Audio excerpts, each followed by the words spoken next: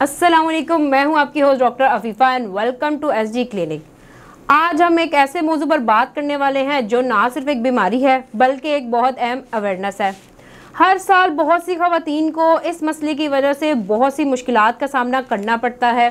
तो इस मसले के बारे में बात करने के लिए आज जो गेस्ट हमारे पास मौजूद हैं वो एक बहुत अच्छी पैथोलॉजिस्ट हैं। So welcome the one and only doctor Sadia Majeed. अस्सलाम वालेकुम मैडम। वालेकुम अस्सलाम। कैसी हैं आप? मैं ठीक हूँ, आप सुनाएं। अल्लाह का शुक्र ठीक। मैडम सबसे पहले तो आप हम मुझे और मेरी ऑडियंस को अपने बारे में कुछ बताएं। मेरा नाम डॉक्टर सादिया मजीद है। मैं असिस्टेंट प्रोफेसर हूँ निश्तर यूनिवर्सिटी में, और इसके अलावा मैं प्राइवेट भी जो है गाजी लैब मुल्तान में एज एन पैथोलॉजिस्ट काम कर रही हूँ। और पिछले 5 सालों से मैं कैंसर के मरीज़ों को उनके टेस्ट कर रही हूँ। वैसे तो सारे टेस्ट की सहूलियात मौजूद हैं, लेकिन स्पेसिफ़िकली जो मेरा कंसर्न है वो है ब्रेस्ट कैंसर के या कैंसर के जितने भी मरीज़ हैं उनके टेस्ट करना। अच्छा, अब ब्रेस्ट कैंसर के जो टेस्ट हैं, आजकल ब्रेस्ट कैंसर का जो मसला है ख़वातीन में बढ़ भी बहुत ज़्यादा गया है, तो क्या वजह है इसकी? कि ब्रेस्ट कैंसर का मसला बढ़ गया है या रिपोर्ट ज़्यादा हो रहा है, ये दो डिफरेंट जो है ना वो चीज़ें हैं। क्योंकि अभी जैसे ये अक्टूबर का महीना है, जिसकी वजह से हम ये प्रोग्राम भी कर रहे हैं कि अक्टूबर का पूरा महीना जो है ब्रेस्ट कैंसर की आगाही के लिए मनाया जाता है, कि इसमें हम लोगों को बताते हैं कि ख़वातीन को कि उनके जो है ये ब्रेस्ट भी एक बहुत इम्पॉर्टेंट पार्ट है और उसको भी एग्ज़ामिन करें और जाके अपना मुआयना कराएं, और ताकि ब्रेस्ट कैंसर जितनी तेज़ी से जो है फैलता है जिस्म में वो जल्दी पता चल सके, अर्ली डिटेक्शन हो सके। तो साइन एंड सिम्टम्स वगैरह, इलामात वगैरह क्या होती हैं ब्रेस्ट कैंसर की? ब्रेस्ट कैंसर की जो अलामात हैं वो गिल्टी का होना, बेसिकली ब्रेस्ट में जो है उसको कोई गिल्टी महसूस होती है। बहुत सारे लोग कहते हैं कि नहीं हमें गिल्टी महसूस होती है, दर्द तो नहीं होता। तो मैं बहुत सारे लोगों को यही कहती हूँ कि सारा जो ये कैंसर है ये दर्द नहीं करता। अक्सर कैंसर वाली गिल्टी आपको दर्द नहीं करती। जो दूसरी गिल्टियाँ होती हैं जो इन्फेक्शन वाली होती हैं या कोई और जो दर्द करती है गिल्टी, वो अच्छी होती है। दर्द वाली गिल्टी हमेशा अच्छी होती है, तो ये बताती है कि मैं हूँ इस जगह पे। जो दर्द के बगैर होती है वो बाद वक़्त मरीज़ को भी नहीं पता चलता कि इतने अरसे से है। अच्छा। और फिर अगर आप उसका बाकायदगी से मुआयना नहीं करेंगे तो अपने आप में नहीं देखेंगे। डायग्नोस कैसे आप लोग करते हैं अगर किसी को ब्रेस्ट कैंसर हो गया इन सिम्टम्स के साथ? डायग्नोसिस के लिए इसके लिए एक तो पहले है सेल्फ एग्जामिनेशन, ना कि पेशेंट को खुद को फील होती है।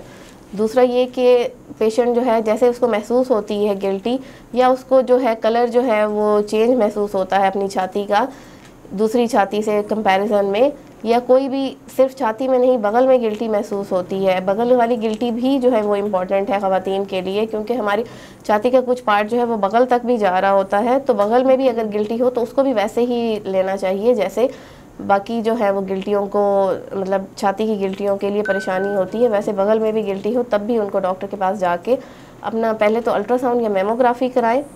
मेमोग्राफी जो है वो बेसिक टेस्ट है, वो 40 साल से अबव ख़वातीन में कहते हैं। अल्ट्रासाउंड 40 साल से कम उम्र ख़वातीन में अल्ट्रासाउंड कराना चाहिए।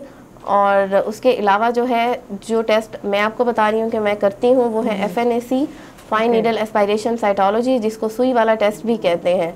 और इसके बारे में भी बहुत ज़्यादा जो है वो मिथ्स हैं कि जो है सुई वाला टेस्ट नहीं कराना चाहिए, उसे कैंसर फैल जाएगा या बढ़ जाएगा।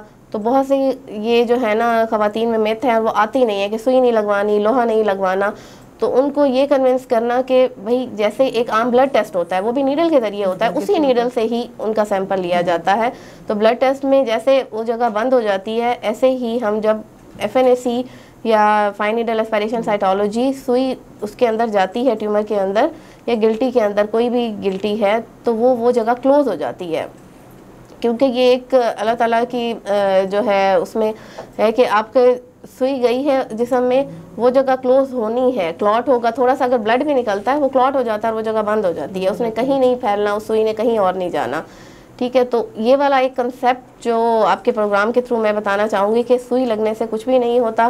जो एक कंसेप्ट है कि लोहा लग जाएगा मरीज़ को जो है, और वो इसी डर के मारे आती नहीं है ख़वातीन और उनका कैंसर बढ़ जाता है, हड्डियों में पहुँच जाता है। ब्रेस्ट का कैंसर बहुत जल्दी हड्डियों में पहुँचता है। मतलब बहुत सारी हमारे मुल्क में जो बहुत सारी खवातीन प्रेजेंट करती हैं वो बैक एक के साथ प्रेजेंट करती हैं कि जी हमारी कमर में दर्द है, और वो न्यूरो फिजिशियंस के पास, न्यूरो सर्जन के पास जाती हैं। बाद में उनका जो है MRI होता है या बोन स्कैन होते हैं, वो पता चलता है कि जी वहाँ पे मेट्स पड़े हुए हैं, और फिर उनका CT स्कैन होता है या अल्ट्रासाउंड वगैरह होता है तो पता चलता है, या उनसे डॉक्टर पूछते हैं तो वो बताती है हाँ जी हमारी छाती में तो गिल्टी है। तो काफ़ी अर्से से वो तो कुछ भी नहीं कहती, वो तो बेज़रर सी है, ना दर्द करती है ना कुछ करती है ना। किन खवातीन में सबसे ज़्यादा ब्रेस्ट कैंसर होता है?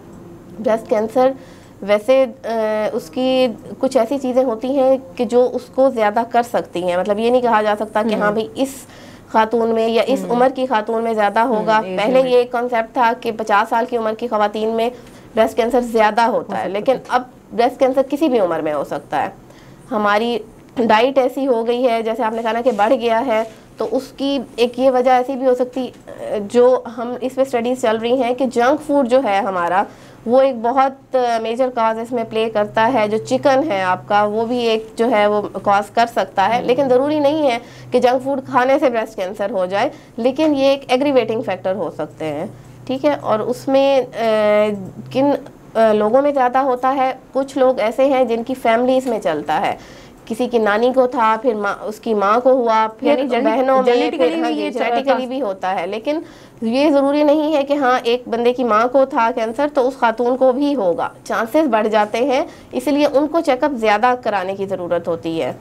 तो कितने टाइम बाद जो है आप ये टेस्ट जो है अपनी एग्जामिनेशन जो है इसकी करा सकते हैं? जो सेल्फ एग्जामिनेशन है वो तो हम लोग यही एडवाइस करते हैं कि महीने में एक दफ़ा 5 मिनट दें अपने आप को मिरर के सामने, खातून लड़कियां जो भी हैं वो खड़ी हों और खुद से सेल्फ एग्जामिनेशन करें, पैल्पेट करें, उसको हाथ लगा के देखें कोई गिल्टी तो नहीं है उसके अंदर, या कोई कलर चेंज तो नहीं है, निपल जो है वो बिल्कुल ठीक है, अंदर की तरफ तो नहीं चला गया, पहले ठीक था अब अंदर की तरफ चला गया, बगल में तो कोई गिल्टी नहीं है, ठीक है, या साइज तो ज़्यादा नहीं हो गया दूसरी ब्रेस्ट का, तो बाज़ औक़ात बिल्कुल डिफ्यूज सी इनलार्जमेंट हो जाती है, गिल्टी नहीं पता चलती लेकिन डिफ्यूज इनलार्जमेंट होती है, तो ये साइन एंड सिम्टम बंदा खुद देख सकता है, ठीक है। और जो खवातीन 40 साल से उम्र की हैं उनको हर साल या 2 साल बाद मेमोग्राफी करानी चाहिए, ताकि एक ये स्क्रीनिंग में जब वो चली जाएंगी तो वो अर्ली डिटेक्शन हो जाएगी उनकी। फिर जब मेमोग्राफी पे आ गई चीज़ कि एक है, फिर उसका फर्दर भी मतलब वो टेस्ट करवाएं, जो कि मैंने यही कहा कि FNAC होता है, और एक अब जो ओवरऑल दी वर्ल्ड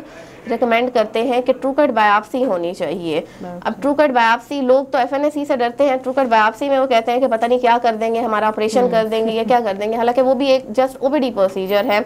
हम लोकल एनेस्थीसिया देते हैं, पेशेंट को उसी जगह पे सुन करते हैं, फिर तो फील ही नहीं होता होगा, फील नहीं होता पेशेंट को। इवन FNAC की जो नीडल है उसका भी इतना पेन नहीं होता, क्योंकि हम पेशेंट कहते होते हैं ना कि ये क्योंकि आपके जिस्म का नॉर्मल पार्ट नहीं है ना, एक एबनॉर्मल पार्ट है, तो उसमें जब सुई जाएगी तो आपको नहीं महसूस होगा, सिर्फ स्किन पे प्रिक महसूस होता है और आगे नहीं होता। लेकिन फिर भी क्योंकि उसकी नीडल थोड़ी सी ज़्यादा गेज की होती है, जो ट्रू कट बायोप्सी नीडल होती है, तो उसमें हम लोकल लगा देते हैं, पेशेंट का बिल्कुल जो है वो जगह सुन हो जाती है, और उसको 2-3 हम बाल के बराबर हिस्सा ले लेते हैं। उसमें पेशेंट को ये कि अब ऑपरेशन नहीं कराना पड़ता, पहले तो ये था ना कट लगेगा, टांके लगेंगे, फिर उसका चंक लिया जाएगा, एक डिसफिगरमेंट हो जाती है, उसमें कुछ भी नहीं होता, जस्ट जो है ना आप नीडल के ज़रिए जाते हैं, अल्ट्रासाउंड की मदद से उसी जगह को लोकेट करते हैं, 2-3 बाल के बराबर हिस्सा लिया जाता है, और फिर उसको हम चेक करते हैं, फिर पता चलता है कि आया कैंसर है या नहीं है।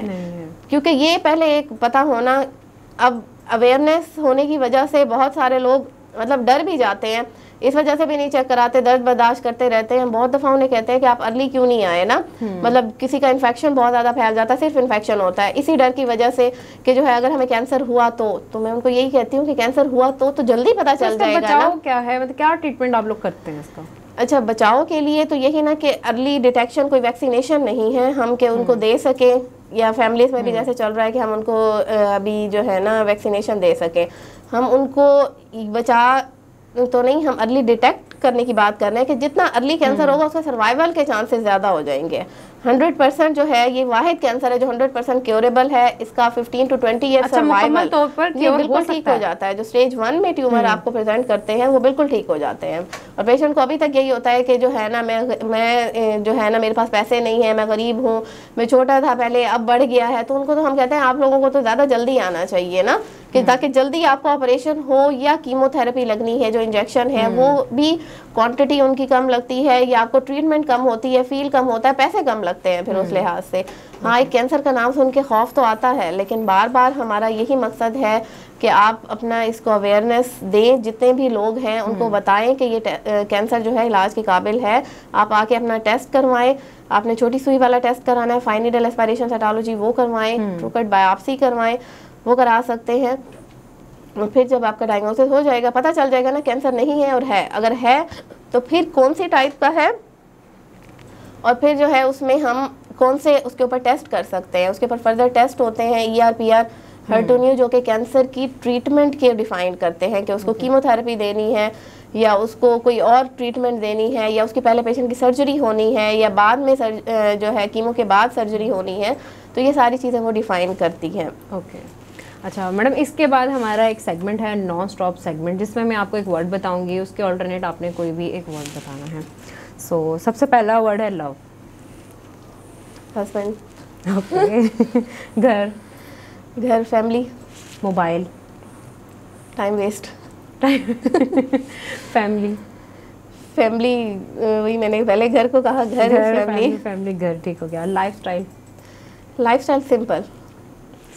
ओके, इसके बाद एक और हमारा सेगमेंट है रैपिड फायर सेगमेंट, जिसमें आपको 4 क्वेश्चन मैं पूछूंगी मिथ और फैक्ट से रिलेटेड। तो पहला क्वेश्चन है कि ब्रेस्ट कैंसर सिर्फ खवातीन में होता है, मिथ है या फैक्ट है? नो, ब्रेस्ट कैंसर मेल में भी होता है। अभी कल ही मेरे पास एक मेल पेशेंट आए और मैं यही सोच रही थी कि बुक हमारी लिखती हैं कि 1% ऑफ मेल्स में होता है, लेकिन अभी ये परसेंटेज बढ़ती जा रही है। अच्छा, अब मेल्स में भी जो है वह जो 1% ऑफ कहते थे कि जो है चांस होता है मेल्स में, अब वो 1% से ज़्यादा हो गया है। जो अभी मतलब मैंने खुद पेशेंट्स देखे हैं कि जो है महीने में 1 या 2 पेशेंट अब आ जाते हैं जो ब्रेस्ट कैंसर के होते हैं, मेल्स में होता है, और पहले इस तरह से नहीं होता था। अभी ये शरह बढ़ रही है मेल्स में, और दोनों में होता है, खवातीन में भी होता है, मर्दों में भी होता है, लेकिन खवातीन में मर्दों की निस्बत बहुत ज़्यादा होता है। ठीक है, अच्छा सेकंड क्वेश्चन है कि ब्रेस्ट कैंसर जो है एजेड लोगों में ज़्यादा होता है, ये मिथ है या फैक्ट है? एजेड लोगों में ज़्यादा होता है, ये तो मैंने यही कहा, हमारी तो बुक्स लिखती हैं कि एजेड लोगों में ज़्यादा होता है, लेकिन अब जो है ब्रेस्ट कैंसर जो है वो बुक्स फॉलो नहीं करता। अब जो है मैंने 18 साल की बच्चियों में भी कैंसर बहुत फ्रीक्वेंट होते देखा है। अभी हम कोई भी गिल्टी ऐसे नहीं कह सकते, पहले कहते थे ना 18 साल की बच्चियों में गिल्टी होती है तो एक बिनाइन होती है फाइब्रोएडिनोमा, जिनको हम कहते हैं वो बिनाइन है, बगैर जड़ों वाली है, तो वो ज़्यादातर बच्चियों में होती थी। लेकिन जब तक आप डायग्नोस नहीं कर सकते ना, आप डायग्नोसिस नहीं होगा, आप नहीं कह सकते ये फाइब्रोएडिनोमा है। आप सिर्फ अल्ट्रासाउंड पे नहीं कह सकते, आपको टेस्ट करवाना पड़ेगा और उसका डायग्नोसिस में ही फिर कंफर्म होगा। थर्ड क्वेश्चन है कि इसका इलाज मुमकिन नहीं है, मिथ है या फैक्ट है? ये मैंने आपको पहले भी बताया कि इलाज मुमकिन है, अर्ली डिटेक्ट होगा। स्टेज 1 में आपका जो है 100% जो है वो 95 to 100% इलाज है। इवन सर्वाइवल बहुत अच्छा है पेशेंट का, 20 ईयर्स के फॉलोअप पे आ रही होती हैं कि 15 साल पहले डायग्नोज हुआ था, 20 साल पहले डायग्नोज हुआ था, फॉलोअप पे होती हैं, अपने आप को हर 2 साल बाद 3 साल बाद चेक करा रही होती हैं पेशेंट्स। और इलाज इसका जैसे जैसे स्टेज बढ़ती जाती है उसका परसेंटेज जो है ना, अब स्टेज 4 में जाके फिर वो 27 से 30% जो है उसका सर्वाइवल होता है या इलाज मुमकिन होता है। तो आप जितना अर्ली आएंगे, जैसे ही आपको पता चले आपने फौरन डॉक्टर को चेक कराना है। ठीक हो गया।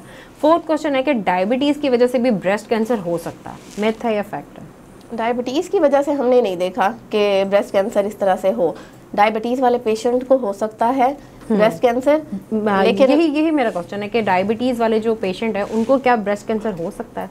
हो सकता है, ये नहीं कि नहीं हो सकता। वही मैंने कहा, ना उसका कोई रीज़न, ना उससे ना होने का लिंक है या होने का लिंक है, किसी भी पेशेंट को हो सकता है। हाँ, किन पेशेंट में ज़्यादा होता है, लाइफस्टाइल की हम बात करें, मैंने एक जंक फूड का कहा। सेकंड, वो पेशेंट जो ओबीज होते हैं, बहुत ज़्यादा मोटे होते हैं, उनमें बहुत चांस होता है कोई भी कैंसर होने का, ब्रेस्ट कैंसर होने का ज़्यादा चांस होता है। मोटापा जैसे मोटापा है, और खवातीन में तो वैसे आपको पता है कि फिर हार्मोन्स डिस्टर्ब हो जाते हैं, आपकी ओबेसिटी ज़्यादा है, आपका BMI ज़्यादा है, आपकी जो है ना वो हार्मोन्स डिस्टर्ब होंगे, और हार्मोन डिस्टर्बेंस की वजह से ब्रेस्ट कैंसर होने के चांसेस ज़्यादा हो जाते हैं। आप एक्सरसाइज नहीं करते, आपका वजन ज़्यादा होगा। वज़न जो है एक मेन फैक्टर है ब्रेस्ट कैंसर या कोई भी कैंसर होने में। तो diabetes is not the cause, diabetes वाले पेशेंट्स को हो सकती है, नहीं भी हो सकती है, उसमें कोई है। ठीक है, thank you so much madam, आपने बहुत अच्छा मैसेज दिया। एंड पे आप मुझे और मेरी ऑडियंस को ब्रेस्ट कैंसर से, जैसे कि आपको मैंने पहले भी कहा कि हमारे हर साल आपने खुद भी देखा होगा बहुत सी ख़वातीन को बहुत मुश्किलात पेश आती हैं इस मसले की वजह से, उनको अगर आप एंड पे कोई मैसेज देना चाहें अवेयरनेस से रिलेटेड। ब्रेस्ट कैंसर से रिलेटेड जो है, एक तो यही कि अक्टूबर का महीना आगाही का महीना है ब्रेस्ट कैंसर का, तो हम खुद भी ये मैसेज दे रहे हैं कि हम अपने साथ जितनी भी ख़वातीन हैं हमारे घर में 40 साल से अबव जो ख़वातीन हैं उनकी हम मेमोग्राफी कराएं। अगर महसूस होता है कोई गिल्टी तो उनका फर्दर चेकअप कराया जाए। और सेकंड चीज़ जो ये है कि हमने ब्रेस्ट कैंसर के मरीज़ों को सपोर्ट करना है। बाज़ औक़ात ऐसा होता है कि कैंसर के मरीज़ डायग्नोज हो जाते हैं लेकिन उनको कोई सपोर्ट नहीं करता, इवन उनकी अपनी फैमिली उनको छोड़ देती है इस मुश्किल वक्त में। तो कैंसर ऐसा नहीं है कि जो आपको भी लग जाएगा, आपकी सपोर्ट से ही जो है ख़ातून जो है वो दोबारा इस काबिल होगी कि आप उसका इलाज कराएं अच्छा सा, तो वो आपके बच्चों का, आपके लिए, पूरी फैमिली के लिए जो है वो बेहतर जो है माँ साबित होगी और वो ठीक होगी तो सारा कुछ कर सकेगी। तो यही मेरा मैसेज था कि आप अपनी ख़वातीन को जो भी किसी को भी गिल्टी महसूस होती है वो लाजमी लेके आएँ। और मेरा जो क्लिनिक है Ghazi lab Multan diagnostic centre के नाम से, वो इधर निश्ता रोड पे है। कोई भी खातून या कोई भी लड़की जिसको सीने में गिल्टी महसूस होती है वो अपना टेस्ट करवा सकती हैं। Thank you so much madam. अब दे अपनी होस्ट को इजाज़त। उम्मीद करती हूँ आपको आज का प्रोग्राम अच्छा लगा होगा। मिलते हैं अगले प्रोग्राम में मज़ीद डॉक्टर और मज़ीद इन्फॉर्मेशन के साथ। तब तक अपना और अपने प्यारों का ख्याल रखें। अल्लाह हाफ़िज़।